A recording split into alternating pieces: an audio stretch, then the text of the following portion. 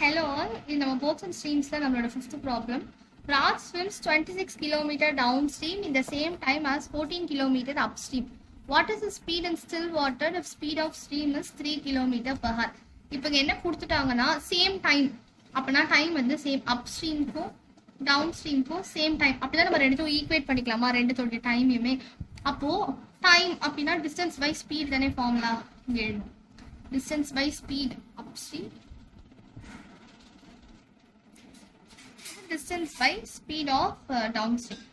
இது ரெண்டுமே இது upstream ஓடது, downstream ஓடது. இப்போ distance எவ்வளவு? Raj swims 26 km downstream. அப்போ இங்க வந்து 26. In the same time as 14 km upstream. அப்போ 14 km upstream. Distance ரெண்டுத்துக்கும் எழுதியாச்சு. இப்போ இதோட ஸ்பீட் எடுத்து upstreamக்கு வந்து நம்ம x minus y ன்னு எழுதுவோம், downstreamக்கு x plus y ன்னு போடும். And அவங்க என்ன கொடுத்திருக்காங்க, speed of stream is 3 km per hour. அப்போ y வந்து கொடுத்திருக்காங்க speed of stream 3 km per hour. கொடுத்துட்டு நம்ம கிட்ட x கேக்குறாங்க. அதாவது what is his speed in still water? ராஜோடைய ஸ்பீட், அதாவது நமக்கு கரண்ட்ல மூவ் ஆகுற ஆப்ஜெக்டோடைய ஸ்பீட், அது x. அதான் நம்ம கண்டுபிடிக்கணும். ஃபர்ஸ்ட் சிம்பிளிஃபை பண்ணிட்டு நம்ம அப்புறமா சப்ஸ்டிட்யூட் பண்ணி கண்டுபிடிக்க போறோம். கிராஸ் மல்டிப்ளை பண்றோம். 14x plus 14y equal to 26x minus 26y. So x இப்படி எடுத்துட்டு வரேன். 14y plus 26y equal to 26x minus 14x. So அப்போ நமக்கு இங்க வந்து 40y equal to 12x.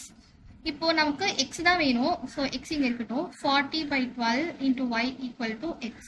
So இதை நம்ம கேன்சல் பண்ணா y உடைய வேல்யூ என்ன கொடுத்துருக்காங்க? 3. அப்போ x வந்து 10. Speed of Raj வந்து 10 km per hour. Sixth question. Find the ratio of swimming speed of Raj in still water to speed of river if the ratio of time taken to go 10 km upstream to the time taken to go 10 km downstream is 11:5.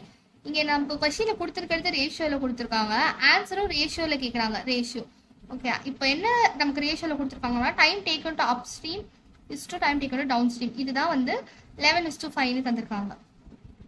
அப்போ இது நம்ம எப்படி எழுதலாம்? இப்படி கூட எழுதலாம். ரேஷியோல இருக்கிறது 11/5 அப்படின்னு எழுதிக்கலாம்.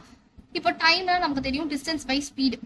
இங்கே மேலே வந்து distance by speed upstream divided by distance by speed of downstream equal to 11/5. Distance எவ்வளோ? ரெண்டுத்துக்குமே 10 தான். Time taken to go 10 km upstream and 10 km downstream. அப்போ இது 10 பை ஸ்பீட் அப்ஸ்ட்ரீமோட ஸ்பீட் வந்து நம்ம x minus y எழுதுவோம் டிவைடட் பை டவுன்ஸ்ட்ரீமோட டிஸ்டன்ஸும் 10 தான், அதோட ஸ்பீடை நம்ம x plus y ரெப்ரசென்ட் பண்ணுவோம். ஸோ 11/5. இந்த 10 நமக்கு கேன்சல் ஆயிடுச்சு. இங்கே 1 by x minus y into இது ரெசிப்ரோக்கல் ஆயிடுச்சுன்னா x plus y by 1 equal to 11/5.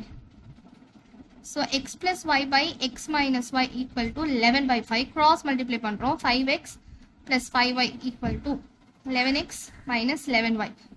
So இப்போ y ல அந்த சைடு எடுத்துட்டு போலாம். 5y plus 11y equal to 11x minus 5x. 16y equal to 6x. நமக்கு கிட்ட क्वेश्चनல கேக்குது ratio of swimming speed of Raj in still water to the speed of river. அப்பனா x is to y. x ன்றதான ராஜோட speed and y ன்றது கரண்டோட speed. So அப்ப x is to y தான் நம்மள கண்டுபிடிக்க சொல்றாங்க. அப்போ நம்ம இந்த y அப்படி எடுத்துட்டு போயிட்டு 6 அப்படி எடுத்துட்டு வந்துடலாம். 16/6 equal to x by y. அப்போ x is to y அப்படின்றது என்னது நமக்கு 16:6. அவ்வளவுதான். Thank you.